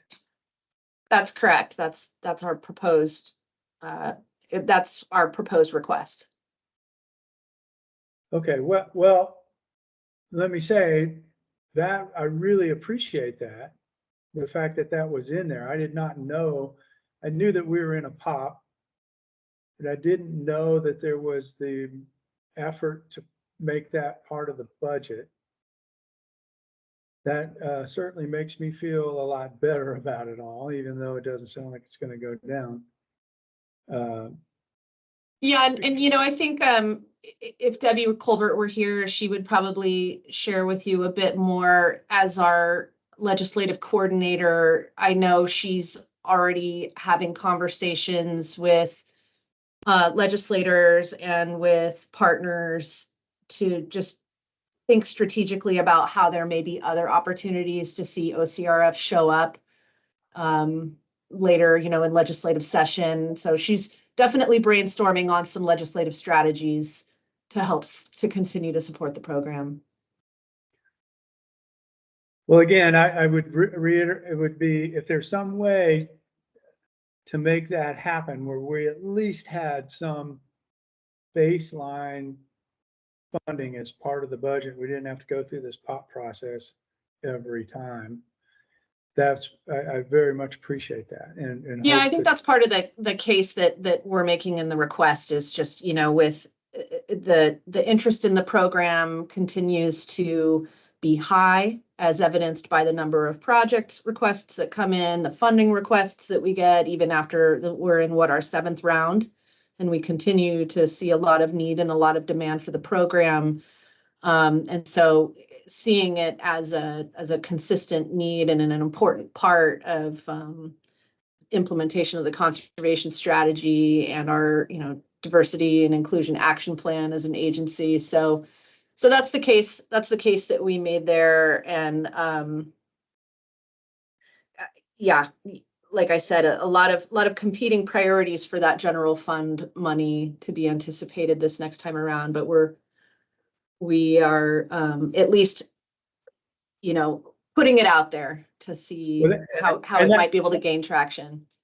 Again, that's important to me. I appreciate that. I appreciate the fact the department at least made that effort to get us in the base budget. So, Mark Labhart. Thanks, Carl. So Sarah and I got a little bit of encouragement yesterday. We had the privilege of being at Kurt Melcher's retirement party, and Representative Helm was there. And Representative Helm, for those of you who don't know, is chair of the House Ag and Natural Resources Committee. So he had an opportunity to, you know, thank Kurt for his service, but he almost immediately zeroed in on OCRF and spent, I thought, a pretty good amount of time in his comments talking about OCRF and how it got started and support for OCRF. So, you know, we have a champion, I think, in the legislature. He's been a champion of OCRF before, and there's a lot of stakeholder groups and, you know, interest groups out there. But I was somewhat encouraged by him. You know, he sat down at the table with myself and Senator Johnson, was talking about OCRF. And so I'm hopeful, optimistic that, you know, he will continue to be a champion for OCRF. He's one that helped get it going in the beginning. You know, it took a couple of years to get it going. And I think that we've got a champion in the legislature to help us move things forward. And so hopefully, you know, the legislative process will be somewhat supportive under his leadership. So we'll just have to wait and see, though.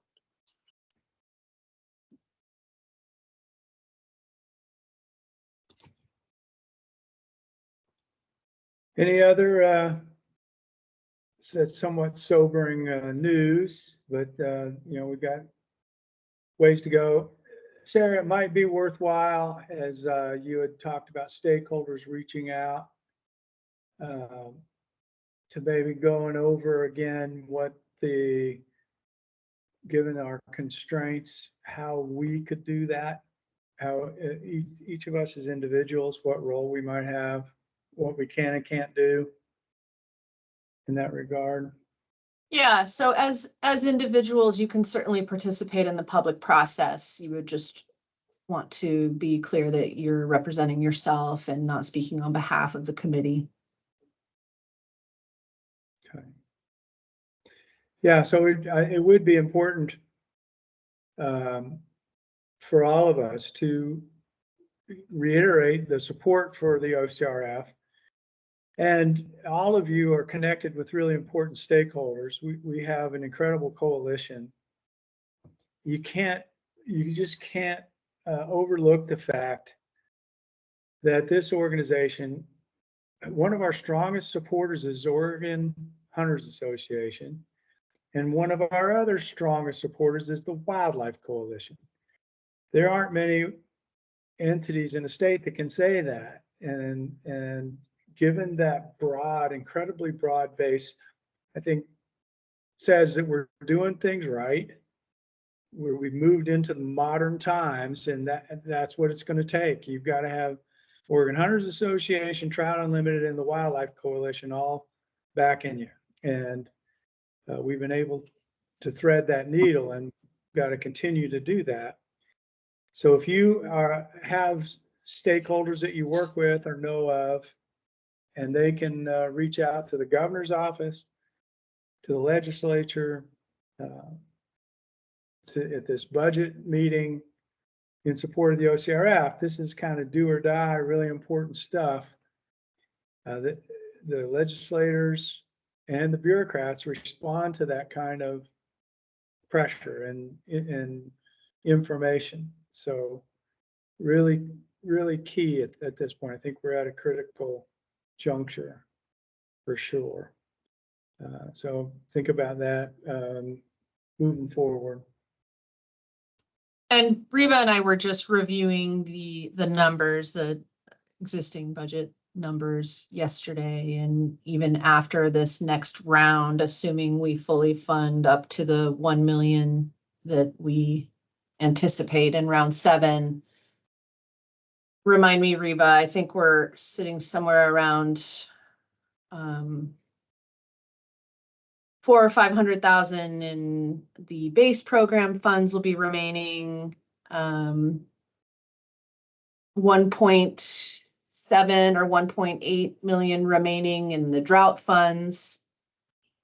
With the lottery bond sale anticipated in March of next year, minus what we just funded for the Polinsky crossing, we will still be looking at 4.5 million in the OCRF for wildlife connectivity projects. So for those listening in and feeling like this is a dire budget situation for OCRF, we have our eyes on future sustained funding right now in this conversation, but that is not to say that OCRF is not going to continue to be funding really wonderful projects in the meantime.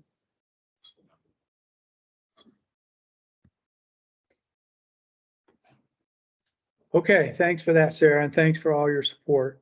All right.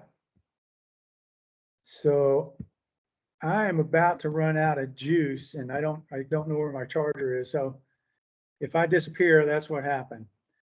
But we're almost done. I think you're going to give us an update on the funding round, Reva. Yep, that's correct. I was going to do a quick summary of the applications we received for round 7 with the group. Okay for me to take it away, Carl? Yeah, please do. All right. So before I get into that, just real quick program updates. That I don't know if Tim Gresseth is still on the line, but we met last week and we have been working with him and Adam Baylor from ODFW to continue working on this RFP for communications planning for OCRF and getting a communications consultant together. So next week we're planning to meet again to finalize our RFP plans, and launching should be shortly by the end of the month. And so just wanted to provide a quick update on that. And also, before we get into the round 7 RFP projects, just a note that our June 4th meeting is going to be in person, and thanks to all that are able to come. We heard good feedback that most will be able to attend in person. And then we are looking at doing a site tour, project site tour on June 5th, the following day, in the Portland area, looking at Forest Park and Forest Park Conservancy and Whitaker Ponds with People of Color Outdoors, and maybe even doing a drive-by of the Polinsky project if that's available. So I wanted to actually get a show of hands. I know we don't have many folks here today, but who might be able to come to the site visit on June 5th in the Portland area? I know it's a little bit out of the way for some, so just wanted to get if there's a show of hands for folks who might be able to come to that Portland site visit, please let me know now. Carl has his hand up. It's out of the way for him, so I appreciate that. This is Mark. I'm going to be at a Western Association of Fish and Wildlife Agencies meeting in Washington on the 5th, so I won't be able to make it, but I'm also going to try to make the 4th meeting. I'm going to come down from Skamania Lodge and be there for the day of the 4th, but I won't make the 5th. Great. Thanks, Mark. Appreciate it. And so that's a no from Marette, Kelly, Jane, and I had a hand up from Carl. Okay, noted. Thank you so much, everyone. We will miss you.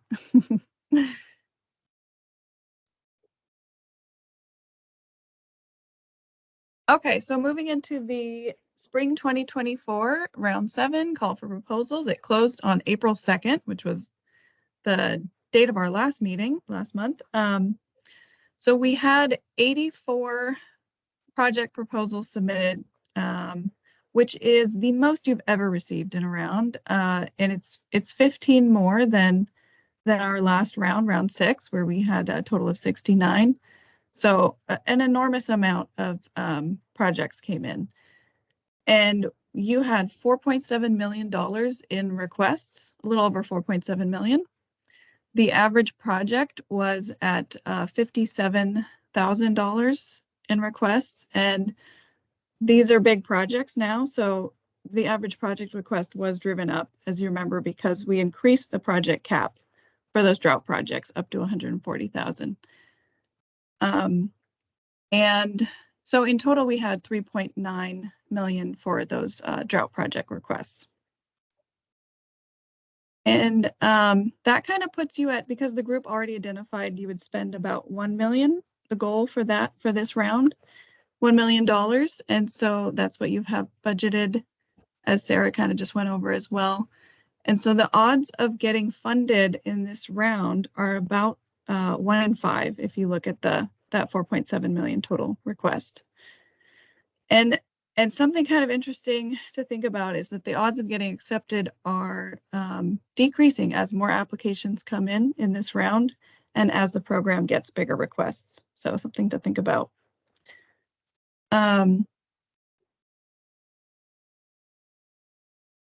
So the first statistic here for this question: does the project address any aspects of drought and or wildfire and or aquatic habitat resilience or any other aquatic habitat for the state of Oregon? And it was a little bit over 70% of projects that fell into this category. And they have been able to explain that they do fall into this category and why. And the majority of the projects will be able to be funded, so with the drought package funds, as you can see from the amount of requests that we received from this category.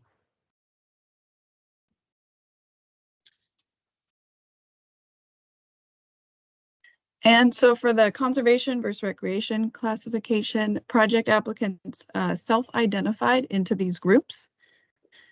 And they've how their project lies on the spectrum of conservation to recreation. And so the pure conservation projects, that's going to be this dark blue value here, 25%, a slice of the pie. And then as we move up here, so the orange is the conservation with a recreation element or lens. That's 31% of the projects. And then this gray slice here, about a quarter, 25%, are that even mix in of conservation and recreation.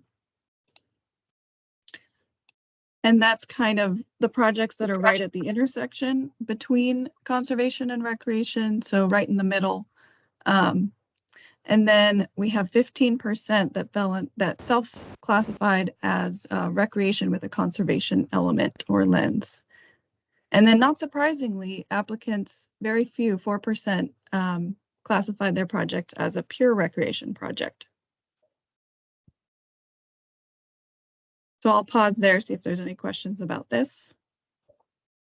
So Reva, you were able to pull this data out from using that, the software, the application software?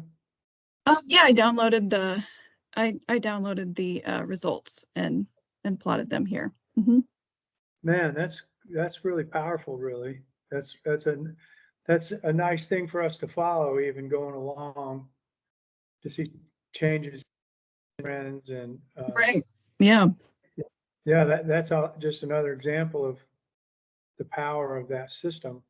That's cool. I like it. And you can Thank- compare with previous years, yeah, and look at how the slices of the pie are changing over time, and see what, maybe what your targets are if you were able to increase that recreation element like you wanted. So Well, just even having that slice where you showed us the drought versus non-drought, it just happens to almost mirror our funding. So that's very nice to know going into this. Makes me less nervous about it all. So it's yeah, pretty lucky. Yeah, thanks for pulling that out. That's really helpful. no problem. And so then we have the geography and ecoregions where the projects are coming in is always an interesting thing to look into. So the column on the left is the ecoregion. So you have, West Cascades, Willamette Valley, Northern Basin and Range. And then across is the number of applicants.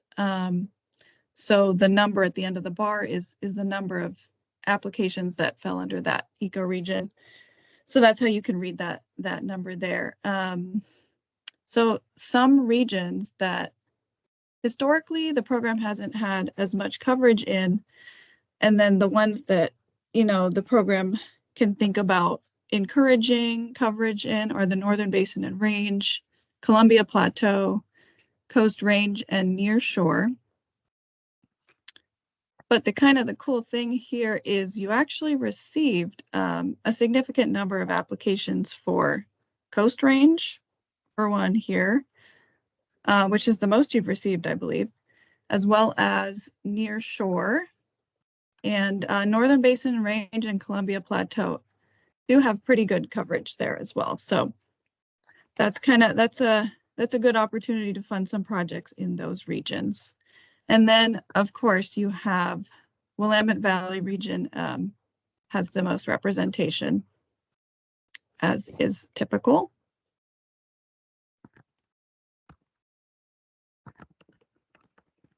And something to note here, that this plot is showing projects with both their primary ecoregion and those that have identified multiple ecoregion coverage.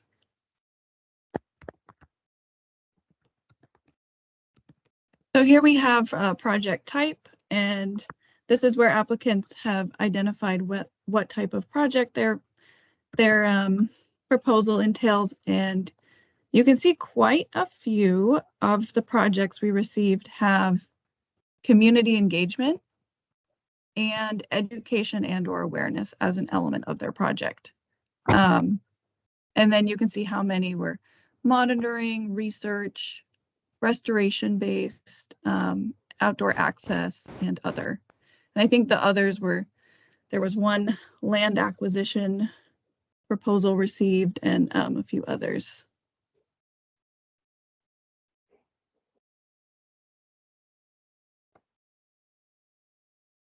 All right, so that's kind of the summary statistics I had. Any questions on those or anything you wanted to revisit before we go into the timeline for what we can expect coming up?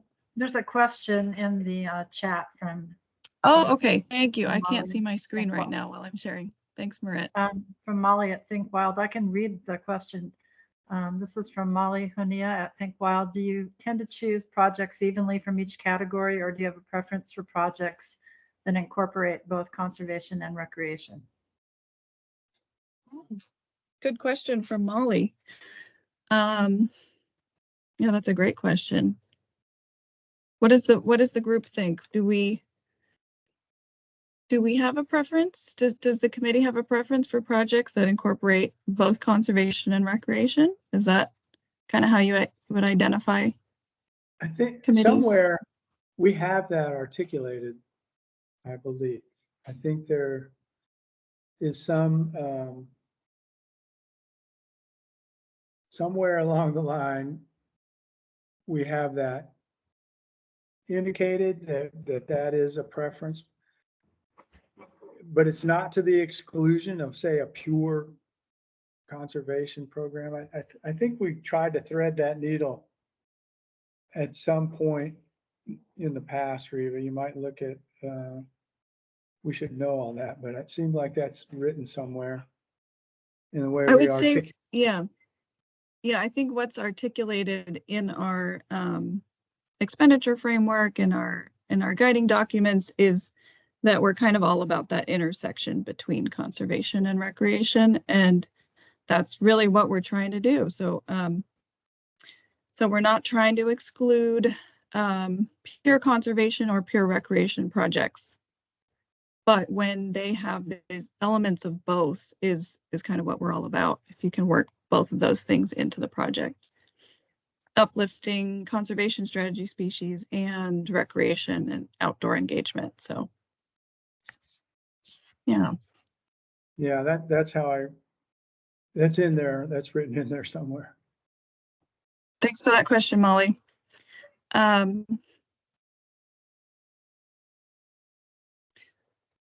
So I was going to touch on this timeline here with everyone. And just to show that we're about a little bit more than halfway through the round 7 spring 2024 RFP. We have just closed the technical review period. So the grant cycle opened the end of January and it closed April 2nd. And then our technical review, so that's ODFW staff. They have just finished their reviews and the advisory committee review period is now started, and you should have all received your assignments through the new grant software. And please let me know, reach out if you're not able to access any of that. Please reach out, and I'm here as a resource to help any of you with those, with accessing the applications and your evaluation forms. So, and then by the end of the day today, I intend to send out the technical reviews to everyone. So you'll have those as well shortly.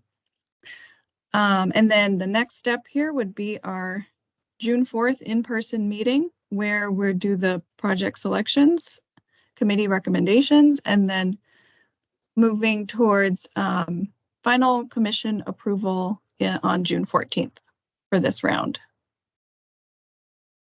Any questions about our timeline and where we are in the review period?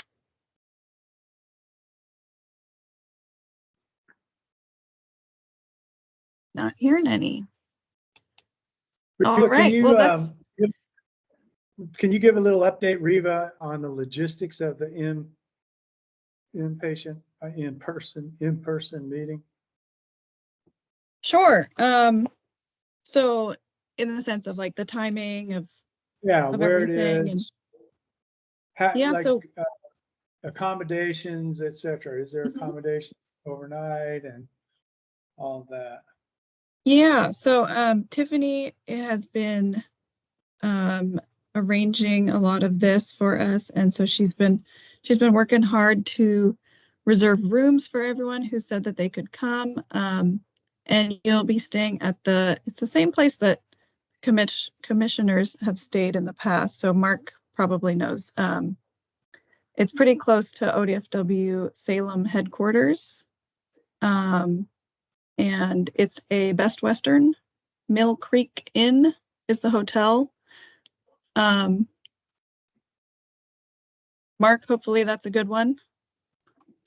Yep, it's okay. It's where the old Costco was, right as you come into town, coming in from the east. It's where the old Costco store is, right there. The Denny's right across the street, and it's only about 10 minutes to the office. Yep. And so, and that hotel provides continental breakfast, and then and it is very close to the headquarters. So we're going to have the meeting at headquarters in the classroom. And so we'll have it'll be a hybrid option. So people in person, and then we'll have our virtual setup as well. And after the meeting, we have plans to go out for a dinner with the committee, and then retire for the evening, and then the next day, optional site visit in Portland for those who can attend.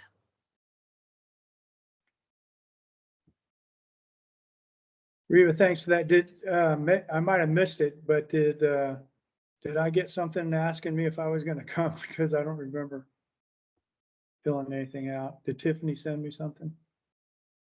Tiffany should have reached out, and I think you have confirmed that you were able to come, but we'll check in on that again. Yeah. Well, I hope y'all can make it. The last time we met in person, man, I had a great time. It was really fun. Great to hang out with y'all. I hope you can make it.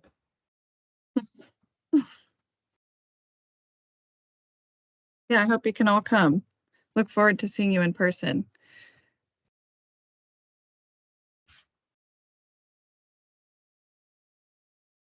All right, is that pretty much it, Reva? Yeah, if you had anything to wrap up, Carl, for today's meeting, feel free to take it away. The only thing I have to say is I think I'm going to drink a rum punch at every meeting from now on. That worked out pretty well. All right. Well, I had a good time. Thank you all.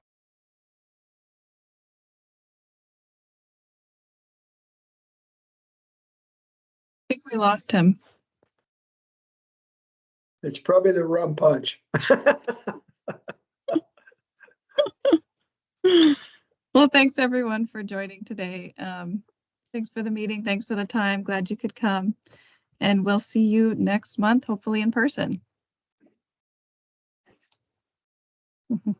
Sounds good. Thanks.